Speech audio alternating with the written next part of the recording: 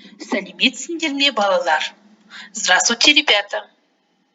Бүгінгі сабағымыздың тақырыбы «Бұл кім?». Тема сегодняшнего урока «Кто это?».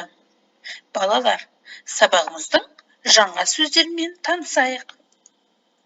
Бұл – это, кім, кто, ата, дедушка, әже, бабушка, әке, папа, ана, мама, аға, брат, әпке, сестра, қарындас, младшая сестра. Ребята, қарындас говорят только мальчики. Сіңілі, младшая сестра, говорят только девочки. Запомните. Эне, младший брат. Мен, я. Балалар, жаңа сөздерді менімен бірге қайталаңдар. Бұл кім? Ата, әже, әке, ана, аға, әпке, қарындас. Ұлдар айтады. Сіңілі, қыздар айтады. Іні, мен. Өте жақсы.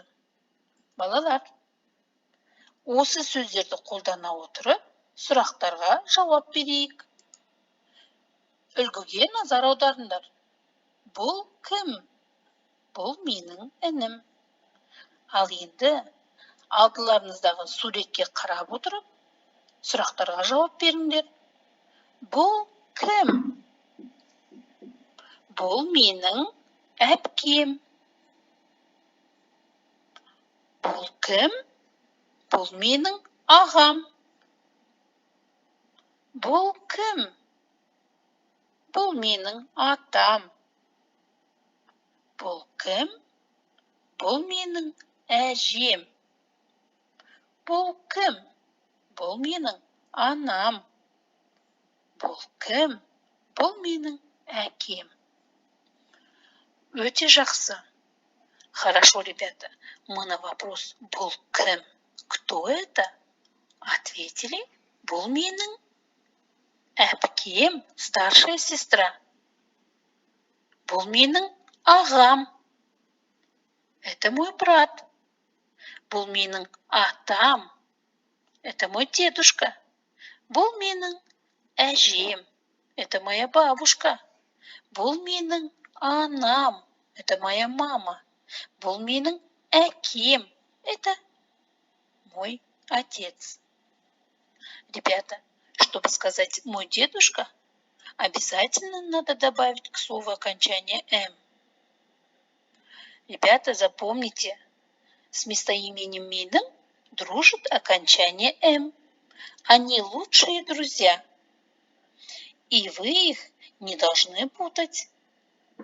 Ребята, обратите внимание, чтобы сказать «моя младшая сестра», мальчики должны сказать «менің қарындасым», а девочки должны сказать «менің сіңілім».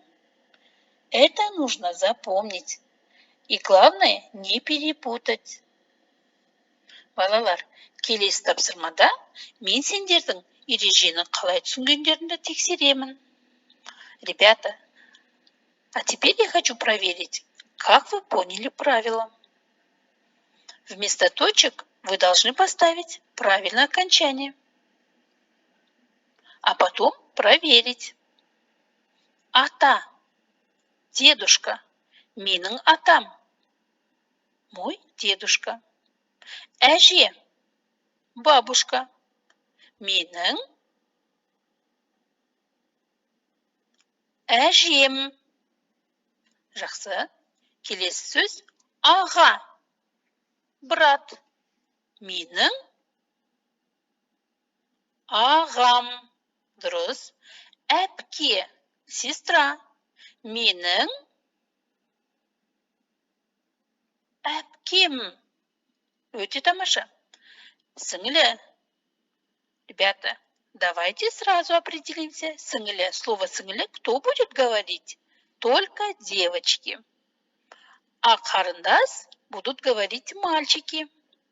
Сіңілі. Итак, девочки говорят. Младшая сестра. Менің сіңілім. Жақсы. Әке. Папа. Менің әкем.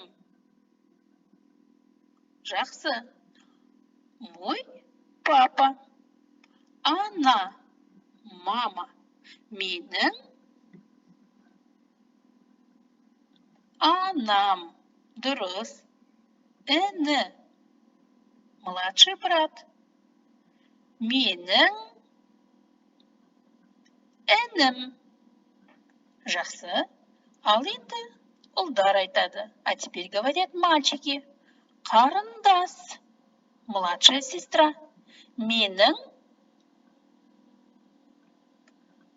қарындасым. Өте жақсы. Балалар, сендер ережені жақсы түсіндіңдер деп ойлаймын. Ребята, я надеюсь, что вы правила запомнили. А теперь, ребята, давайте назовем имя своей мамы. Бұл менің анам. Это моя мама. Оның аты Маржан. Ее зовут Маржан. А теперь, ребята, попробуйте самостоятельно эти предложения прочитать и назвать имя своей мамы. Давайте вместе. Бұл менің анам. Оның аты өте жақсы балалар. Балалар, келесі тапсырмамыз диалог. Диалогты оқимын, сендер мұқият тыңдаңдар, аударамыз. Осы диалог арқылы өздерін сөйлейсіңдер. Бұл кім? Кто это? Бұл менің інім. Это мой младший брат.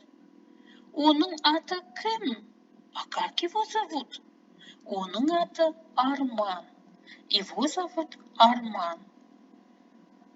Итак, ребята, давайте еще раз вместе повторим. Бұл кім? Бұл менің інім. Оның аты кім? Оның аты Арман. Ребята, когда будете самостоятельно повторять диалог, вы можете использовать имя своего брата.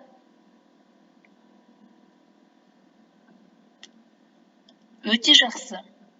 Балалар, бүгін біз жаңа сөздермен таныстық, сөйлемдер құрастырдық, ереже өттік, және диалогпен таныстық. Балалар, сабағымыз аяқталды. Сау болыңдар.